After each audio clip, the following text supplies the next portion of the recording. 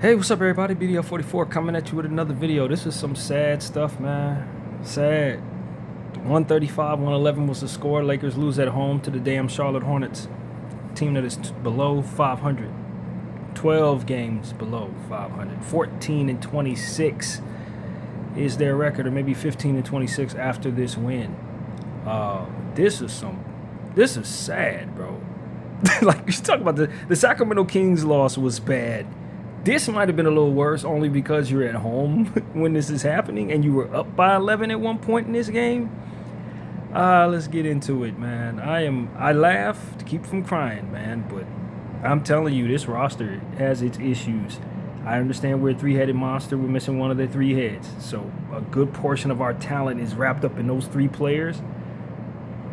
But I mean, you talk about some struggles out there to put some decent rotations on the floor. I don't know what to tell y'all, man. We're really, really struggling, and we shouldn't be. Not against the teams we're struggling against over these last, say, 10 games. This is sad. We've lost four out of our last 5 games, y'all. Against not good teams. Sacramento, Charlotte. This is like, all right. First quarter, Lakers had 39-30. Some of the best offense I've seen all year long from us in that quarter. We came out splashing. Everything went bad after that. And our defense, man, second quarter, Hornets 34, Lakers 16. I don't know what those rotations were in the second quarter, man. Some of the worst stuff we could. I mean, hey, consistently we've been bad with putting players on the floor after our starting unit sits down, man. And this was probably one of the worst. Third quarter, 40 for the Hornets, 38 for the Lakers. Offense was going, but our defense was bleeding. Fourth quarter, Lakers give up another 31-point quarter to the Hornets, had 24 of their own. Man. That's my reaction. Hornets shot 54% from the field in this game, 50 and 92. Lakers 46%, 43 and 93. From the three-point line, the Hornets slaughtered us 20 to 43, 47%. Lakers 14 to 38 for 37%. Hornets got to the line 16 times, hit 15 of them for 94%. Lakers 17 of 23 for 74%. Rebounded total, Hornets got 50, Lakers 35. Hornets had 14 offensive boards, Lakers 12. Lakers had 18 assists. After a 36-assist game in the last one, turn around and get 18 in this one and give up 34 assists to the Hornets.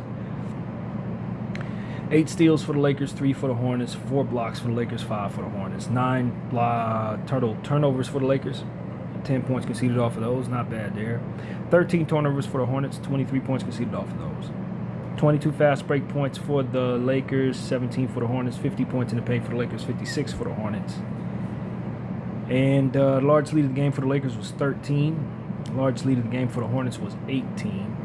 And we led 35% of the time. The Hornets led 62% of the time. All right, let's get into the box score. Let's see. Miles Bridges, 33 minutes, 25 points, 9 of 13 from the field, 5 of 7 from 3, 2 of 2 from the line, 8 rebounds, 4 assists, 1 turnover, 3 offensive boards, plus 6. DiBiase, 30 minutes, 8 points, 4 of 5 from the field, 6 rebounds, 2 assists, 3 turnovers, 3 offensive boards, plus 9. Brandon Miller, 40 minutes, 26 points, 9 of 19 from the field, 2 of 6 from 3, 6 of 6 from the line, 2 rebounds, 5 assists, 3 turnovers, 2 blocks, 1 steal, plus 17. 1 offensive board credited to him as well. LaMelo gets the game ball, man. He played so well in that fourth quarter and all the shots he was hitting. 29 minutes, 30 points, 10 of 20 from the field, 9 of 17. 9 threes hit, 9 of 17 from the 3. 1 of 1 from the free throw line, 11 assists, 6 rebounds, only 2 turnovers, 1 block, 1 offensive board, plus 5 for LaMelo Ball. Game ball goes to Ball. Con Knipple, 33 minutes, 19 points, 7 of 10 from the field, 3 of 5 from 3, 2 of 2 from the line, 7 rebounds, 4 assists, no turnovers, plus 2, 1 offensive board there as well. Grant Williams, 13 minutes, 3 points, 0 of 1 from the field, 0 of 1 from 3 as well, 3 of 3 from the line, 3 rebounds, 1 block, plus 10 for Grant Williams. Tijon Salone was out there for 2 minutes. Nothing happened there.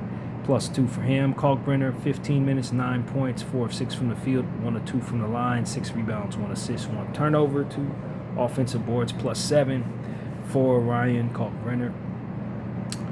Pat Connaughton, 2 minutes, 1 rebound, +2. Colin Sexton, 14 minutes, 6 points, 3 of 6 from the field, 0 of 2 from 3, 3 assists, 2 turnovers, 1 steal, +5 for a young bull. Green, 14 minutes, 0 of 2 from field, 0 of 1 from 3, 3 rebounds, 2 assists, 1 steal, 1 block, 1 offensive board, +14 for Green. And 17 minutes for Sion James, 9 points, 4 of 10 from the field, 1 of 4 from 3. Sion had 8 boards, 2 assists, 2 offensive rebounds, +11. Yeah, that hurt bad. All right, LeBron, 33 minutes, 29 points, 10 of 19 from the field, 3 of 6 from 3, 6 of 7 from the line, 9 rebounds, 6 assists, 3 turnovers, 2 steals, 1 block, 2 offensive boards, -7. He was good, really good in the fourth quarter, trying his best to drag the trash that we had down there with him to no avail. Jake LaRavia, 37 minutes, 18 points, 5 of 10 from the field, 3 of 4 from 3, 5 of 5 from the line, 3 rebounds, 3 assists, 2 steals, 2 turnovers, 3 offensive boards, -6. He was also very good. Yeah, that's a hell of a line. He was good. DeAndre Ayton, 32 minutes, 12 points, 6 of 10 from the field, 6 rebounds, 1 assist, 1 turnover, 1 steal, 1 block, 2 offensive boards, -14. We went small a lot of the time. I understand that we didn't have Jackson Hayes tonight. That really hurt as well.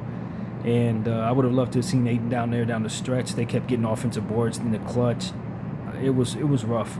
It was rough going small. We needed Ayton more out there. Yeah, we needed more. He had 32 minutes. That's a lot of minutes, but he probably should have played 40 the way things were going. Marcus Smart, 32 minutes, 10 points, 3 of 9 from the field, 1 of 5 from 3, 3 of 4 from the line, 4 rebounds, 3 assists, 2 steals, -1 for Marcus. Bad shooting, but he wasn't bad. He wasn't bad. Just the shooting didn't fall. But this was a pretty solid night for him. Luka Doncic, 36 minutes, 39 points, 15 of 26 from the field, 6 of 11 from 3, 3 of 7 from the free throw line, 3 rebounds, 4 assists, 1 turnover, 1 offensive board, -13. I don't think Luka was 100% healthy. He was grimacing early in the game. He really shot well in this game. 15 of 26 is good. 6 of 11 from 3 is good. 3 of 7 from the free throw line is bad. 3 rebounds is not like him. We need more than that. 4 assists, not enough. 1 turnover is excellent, so we love that. Only 1 turnover on the night. We definitely want to highlight that. No steals, no blocks. That's not like Luka. 1 offensive board, -13. So he really did good in some really key areas. 3-point percentage and turnovers is what we look at, and free throw percentage. He failed in the free throw percentage, but the 3-point percentage is solid. And the turnovers, that's ideal. That's excellent. And of course, he did the things that we don't even pay attention to. 39 points for him is like normal. That's normal. For other people, it's like, oh my God, 39 points. For Luka Doncic, yeah, that's just a nice night. He does what he always does. That's pretty average. So ultimately, I thought this was a very good game for Luka because he did good in the areas that I judge him by. So I'm happy with that. I would have loved to seen him get more boards. And this couple of steals were missed tonight. Rui Hachimura, 18 minutes, 3 points, 1 of 4 from both the 3 and field, 1 rebound, 1 assist, 1 block, -17. That's terrible, bro. I'm not going to lie to you. I know he's coming back from injury, so I'm not exactly saying that this is not acceptable that he be terrible, but this is terrible. That's terrible. Jared Vanderbilt, 15 minutes, 6 points, 3 of 4 from the field, 0 of 1 from 3, 5 rebounds, 3 offensive boards, -12. I thought this was a better Vandal game. He's been struggling a little bit, in my opinion, so this was kind of a bounce back. Still no 3-point shot hit, so we're definitely looking for him to hit the shot again. But the 3 offensive boards, the energy was there. Kind of got into it with Ryan Kalkbrenner early in the game. In the end of the game, he was in small ball lineups and was tending to get rebounded over, but that's not his fault. The Hornets have excellent rebounding centers. So if you're going to go small against them, you're going to suffer. And unfortunately, Vanderbilt was a guy getting rebounded over in a lot of them situations, but you would expect DiBiase and Kalkbrenner to rebound over him. That's not really a thing. So I just thought that we were hurting because we didn't have our second center. That's really what it came down to. We needed Jackson Hayes out there. We needed another center on this roster. We decided not to go with Maxi Kleber tonight, probably for the best. It's not a Maxi type game. Those guys are too fast for him. So this is when we really suffered. Just with our rotations. I think maybe we could have tried Drew Timme since he's been balling in the G League. Maybe that's an option, but I don't know he would have had much more success rebounding the ball against those guys either. So I just think we were undersized tonight, and obviously the way the Hornets been rebounding lately, this is the team that you definitely do not want to be undersized against. So that kind of hurt us tonight. Drew Timmy 2 minutes, -2, nothing there. Dalton Connect missed a field goal in 2 minutes, -2 there. Gabe Vincent 15 minutes, 0 of 7 from the field, 0 of 5 from 3, 1 rebound, -15. 15 minutes. Yeah. Nick Smith, 2 minutes, 0 of 1 from both the 3 and field, -2 for Nick Smith. Definitely should have been on the floor more tonight. This is his old team, so I don't know why coach didn't realize that maybe this is the night to play Nick Smith, given the fact that he probably has a gripe against the Hornets for not allowing him an opportunity. And I guess we're doing the same thing. So, guy wins 2 games for you throughout the course of the season. Maybe you give him an opportunity against his old squad. Maybe that's the move. I don't know. Kobe Buffkin, 17 minutes, 0 of 2 from the field, 0 of 1 from 3, 3 rebounds, 1 turnover, 1 steal, 1 block, 1 offensive board, -7. Not a great game for Kobe. I do like the defensive stock stuff, but I just didn't think he was able to really showcase much. They didn't pass him the ball a lot. You know, you can put a guy out there who just got signed with the team, throw him out there for 17 minutes, but people aren't passing him the ball. It's hard. And then he tries to make up for it by taking a shot maybe when he shouldn't have. I like the rebounding hustle. I like the defensive hustle. For me, Kobe, I think, can score. The question is, can he defend? There were some defensive hiccups, but the energy was good and the rebounding was good. So I was encouraged. I don't know that I would have given him 17 minutes under these circumstances. But I do like the idea that you can play him some 3 because he's a little taller than Nick Smith or Bronny James. So he brings a bit more versatility in terms of what you can do with him. I just don't think this was a good game for Kobe. But ultimately, I was encouraged by Kobe. Bronny James, 2 minutes, nothing happened there, -2. Maxi Kleber, of course, DMP. So, yeah, that's really what it was for me. This is just not the game to not have your centers, man. Kalkbrenner and, you're going up against some real tough rebounding type guys. Kalkbrenner, particularly Bridges, Sion James, give that guy credit, rebounding the ball. That just really hurt us, not being able to rebound. DiBiase, I think that's really where it zeroes in for me. And just the rotations, you know what I mean? I understand that we're shorthanded tonight. And I get it. Maybe you don't want to use some of these young guys, but this comes down to something that I've said several times. What are the other guys that you're going to giving you, if not for an opportunity to go with the young guys? This is the same thing that I was listening to a conversation on Gil's Arena, and they kind of echoed the same thing that I said in a different conversation. They were talking about the Golden State Warriors, and they didn't play Kuminga very much, but they were using other guys, and the argument is that Kuminga wasn't playing very well. Well, the guys you're using aren't playing very well either. So, what are you really getting out of any of these people? I guess why not go to this guy instead of that guy? And I think that's kind of the argument I make here. It's like, okay, well, you don't trust Nick Smith, you don't trust Bronny James, but you do trust Gabe Vincent. Because Gabe ain't doing nothing for you either. So that's the story for me as well. It was a lot of trust in Gabe Vincent. This was a bad shooting night for Gabe. He had 2 straight games in a row where he shot very well, and we turned to him, and he did not have a very good night at all, and for his standards, which is really bad for us. 15 minutes with him on the floor. I need those to be Nick Smith minutes, Bronny James minutes, and maybe Kobe Buffkin minutes. Giving Gabe Vincent 15 minutes. Nah, that's not going to work, man. That's not going to work. And you don't want to play Dalton Connect. I get it. Dalton has given you no reason to play him. But, again, another guy who might have been motivated to play well against the Hornets. Nick Smith and Dalton Connect, they have a history with the Hornets, one way or another. These are the times where coach, especially when you're shorthanded, you say, man, I wonder if those guys will be motivated. I wonder if they'll be encouraged if they do play well against the Hornets to kind of spark their confidence from here. Coach ain't thinking about none of that, man. And I think those are the type of buttons where maybe it goes right, and if it does, you reap great benefits from it. But if you ain't thinking about those things, or you don't have those things rolling around in your head, then you miss an opportunity to press a button that maybe your team could rally around. So that's one aspect that I just thought was missed by our young coach. It's frustrating. LeBron was good. Luka was good. Jake was good. Aiden was pretty good. I didn't think our starters were that bad. I think a lot of this had to do with just the Hornets being awesome. I'm not gonna lie to you, man. LaMelo was just hitting shots all over the place, unorthodox as he was. You know, we talked about at the half where I thought in our second quarter we really were forcing a lot of what we were doing from the left side of the floor, and I thought it kind of played into the Hornets' hands. Miles Bridges being on fire, you got to give him credit as well. He couldn't miss.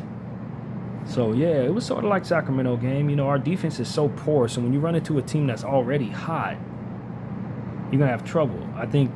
And then you don't have your second center, so you're going small against a real good rebounding team. It just played right into their hands, man. A lot of what our problems were tonight were things that they attack with strength. You can't, you know, the matchups, man, styles hurt you sometimes. And this was one of those games where the styles hurt us, man. They're a good three-point shooting team. We're a terrible perimeter defending team. They're a good rebounding team, which we're short-handed for rebounders. So that's kind of what it was. And our bench, I mean, this is just sad, man. You got 9 points out of your bench. You played 1, 2, 3, 4, 5, 6, 7, 8, 9, 10 people off your bench and only got 9 points, man. 6 rebounds, 7 rebounds, 8, 9, 10 rebounds. Out of all those people, that's all the production you got. Like, and granted, 4 of those people played only 2 minutes of garbage time, which is part of the problem. Who did you play? Who did you choose to play? And what did they do for you? You went with Vanderbilt, Hachimura, and Gabe Vincent. Those guys didn't have, and Bufkin, those guys didn't have a good game. You decided not to go with Timmy Connect, Nick Smith, and Bronny James. Who knows? Maybe those guys would have gave you something. I don't know. You pushed the wrong buttons. You got the wrong result.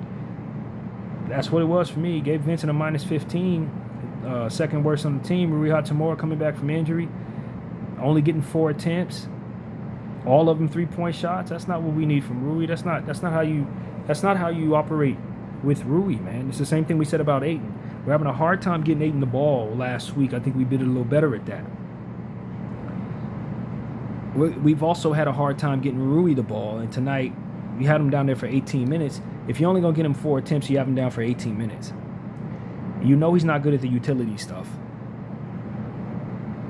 Maybe it would behoove you, if you're going to have him down there, to run some plays for him so he can get his 9, 10, 11, 12 attempts, getting some type of offensive rhythm so that he can actually contribute to the basketball floor. You know, I mean, using people wrong, bro. Using people wrong. I'm telling you, JJ's using people wrong, man. And we wasted a good LeBron James game, good Jake LaRavia game, good Luka game, all wasted because of how he used this rotation. Yeah, it was bad, bro. It was bad. You give Marcus Smart 32 minutes, he hit 3 shots? You know what I'm saying? Like, it just didn't push the right buttons tonight at all, man. At all with the guard rotations. They were not the right combination of buttons to press tonight. I think JJ got coached circles around tonight. He really did. He got coached circles around. And the 4 guys that I told y'all to look out for were the 4 guys that beat the dog crap out of us, man. I'm just going to be honest with you. Miles Bridges, 9 of 13, 25 points. Brandon Miller, 9 of 19, 26 points. LaMelo Ball, 30 points, 10 of 20. Con Knipple, 19 points, 7 of 10. I told y'all to look out for them 4. Them 4 are serious. Like, those are 4 of the better combinations of players you're going to find in the Eastern Conference, man. That's a nice core. So, for me, I'm a believer in those people, and I told y'all that it wasn't necessarily embarrassing to lose to them when all 4 of them are healthy. Usually, they're not all 4 healthy. That's the key to this. One of the 4, either Ball or Miller, them injury-prone as hell, man. So, now they're all healthy, and you're going to get beat by these people. These are serious basketball players. They're very good. All of them have all-star upside. All 4 of those people all-star upside. So, for me, it's like, nah, it's not a shame to lose to the Hornets when all 4 of those people are healthy. The question is, how often are they all healthy at the same time? The answer is close to never. Close to absolutely never. But when you see it, this is what it can do to you. And so, the Hornets have a bright future, man. They have a bright future. They still got some more things to work on as a roster. But this was a real team that came in and beat us tonight. And they are not their record. So, yeah, man. We really missed Austin Reeves tonight. We really missed Jackson Hayes tonight. But even more so, we just really miss competent rotations from a coaching staff. So we haven't seen probably put together. I haven't seen a coach put together consistently good rotations since Phil Jackson, you guys. I'm not going to lie to you. It's been that long. I haven't liked any of the rotations of any of the coaches that we've had, man. They just always put small ball on the floor or love to play somebody they have no business playing or don't understand opportunities to, as I described, do things that may contribute to teams being sparked. They just don't have a feel for that stuff. JJ ain't got a feel for it. Luke didn't have a feel for it. Byron Scott didn't have a feel for it. Vogel didn't have a feel for it. Darvin ain't have a feel. They just aren't thinking about this stuff. I'm telling you right now, Nick Smith would have got at least 15 minutes tonight, knowing it's his old team. I mean, these are the type of buttons that these coaches, they just ain't thinking about. I don't know what they are thinking about, but they're not thinking about that type of stuff. And this is just as important as the X's and O's. What can your team rally around? Who has a gripe against this squad? Who wants to prove themselves against this squad? These type of things, when you are short-handed, are the buttons to press. I don't know what we're valuing around here, man. Gabe Vincent has had some good shooting nights, as I said, a couple of games in a row where he shot well. But, you know, I still really wonder what is actually inspiring Coach JJ to really run this guy, man. I don't understand what the appeal is at all, man. I don't get the appeal, you guys. Our team is struggling. He's an undersized guard that doesn't particularly shoot well, doesn't have enough size to defend well, doesn't assist, doesn't rebound. He's a shooter that can't shoot. What are we doing? Honestly, what are we doing? And we've been losing ever since we've been putting him in regular rotation. We ain't been winning. How much data do you need to see, or are you not realizing this is the part of the problem? A big portion of the problem. Like, is Coach JJ failing to recognize the correlation between this guy being in rotation and us losing leads and losing games? I don't know what to say, man. I'm getting to a point where, like I said, I'm starting to look at him like Darvin Ham. And it's unfortunate because I really think JJ's a very smart coach and a very smart man, but I don't think he's thinking about the things I need him thinking about in order for this team to be better. And tonight, us losing on our home floor to a Hornets team it's not as unacceptable as it's going to appear to most people, but it is unacceptable just the same, if that makes any sense. Most people are going to look at this a lot worse because they're going to look at the Hornets, look at their record, and say this is some bullcrap. You should never lose to this team. I expect people to be extremely livid tonight based on that truth. Me, as I said, the four of the Hornets, I respect them a lot more than I think most people do, so I'm not saying that. But what I am saying is it's still unacceptable that you're the Los Angeles Lakers with a healthy LeBron James, healthy Luka Doncic, and healthy DeAndre Ayton, and you're getting pummeled. You're giving up 135 points, man, to a Hornets team. You know, I'm not mad at the rebounding necessarily because I know the Hornets are a significantly better rebounding team than us, significantly more capable rebounding team than us. That part is horrible as you look at it, but if you understand what the Hornets been doing, this is not even the best rebounding game they've had in the last 5 games. I like the turnover situation for the Lakers. We did good there. But our perimeter defense as a whole was bad. The last 3 quarters, the first quarter of the offense was awesome. The final 3 quarters of the offense was not very good, man. We did have that 139-point quarter, I guess, in the third quarter. But I just thought we got away from what was working. We got away from our ball movement. 18 assists on the night. We had that at the half yesterday, in the last game, I think. It's just how wild inconsistency of that type of thing is just irritating. Wild inconsistency. So I think we had some schematic issues tonight. I think we had some fundamental issues as it pertains to our roster, what we were capable of doing versus a team that attacks us a certain way. Styles of fight probably was about 70% of the problem tonight. This is a style of fight, man.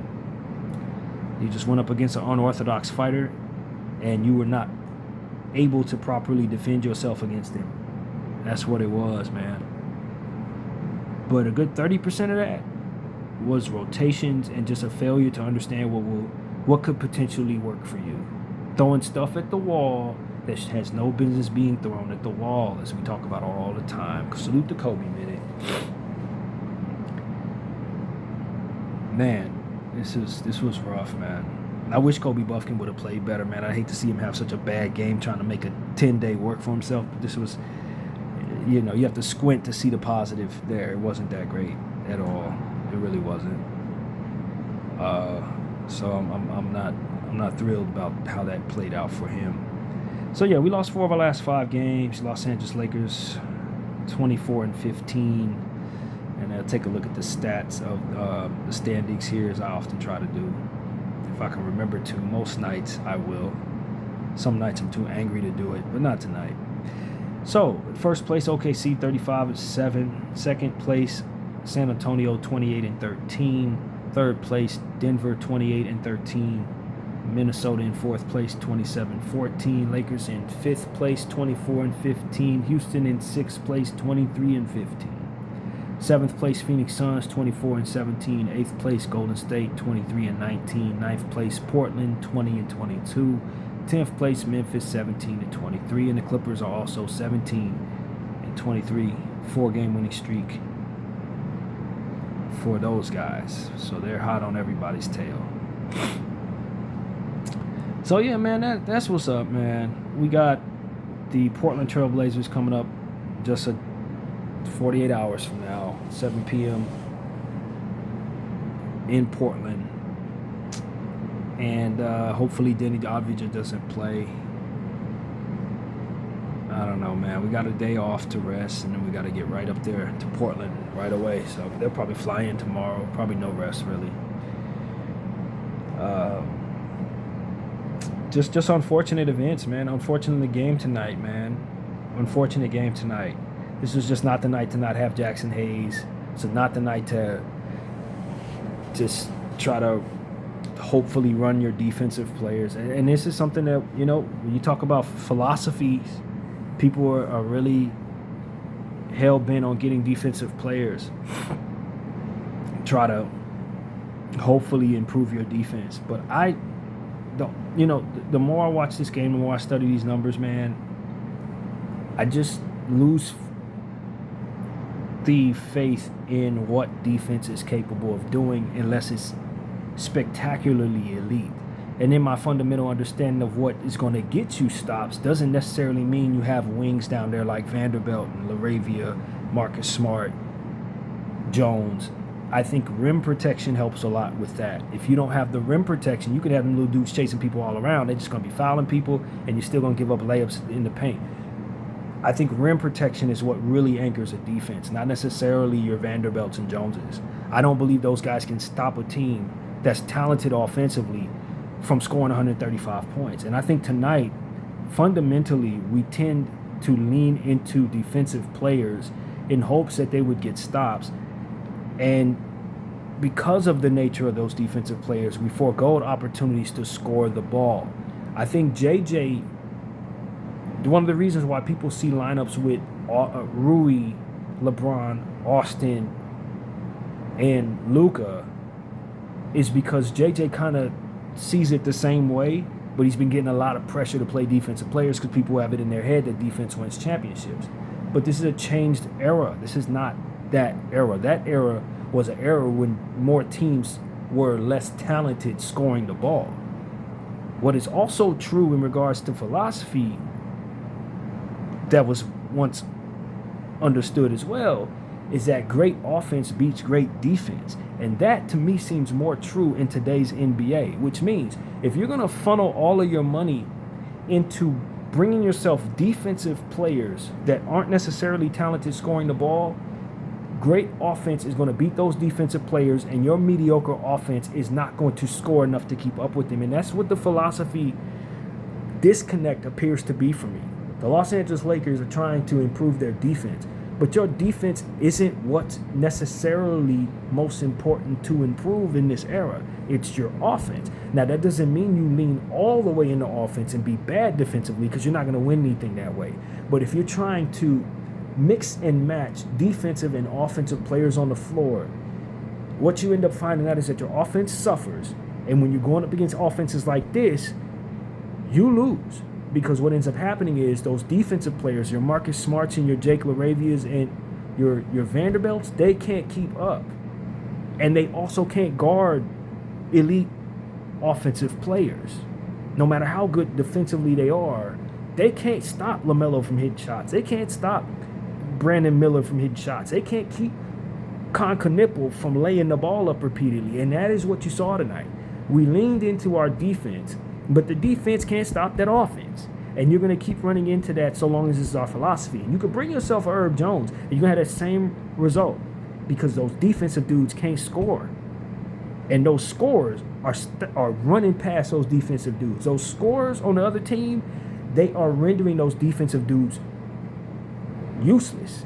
And you're going to keep seeing that, man. You're going to keep seeing that. This is why I harp on offense, because I understand this. It's just a different NBA today, man. In yesteryear's NBA, Michael Jordan's NBA, you need defensive players because half of the team can't freaking score. That ain't the world you're in right now. The whole team can score. So if you have 3 and 4 defensive players, you're still left open with the guys that can't defend, trying to guard the guys that are still able to score, and you just get beat, man. You just get beat. So I've changed my philosophy based on the era we're in. And if the era changes again, I'll change that. But I do not believe defense can beat offense right now. Not in today's era. It can't. What it can do, if it's not sufficient offensively, is not score enough points and get beat by 25. And I think that's basically what happened to us tonight. So, yeah, man, this philosophy, oh, look at me, Vando. Nah, give me Smart. Them dudes can't score, bro. They cannot score. And they're not good enough defensively to keep elite offensive players from scoring. BDL 44, I thank you all for watching.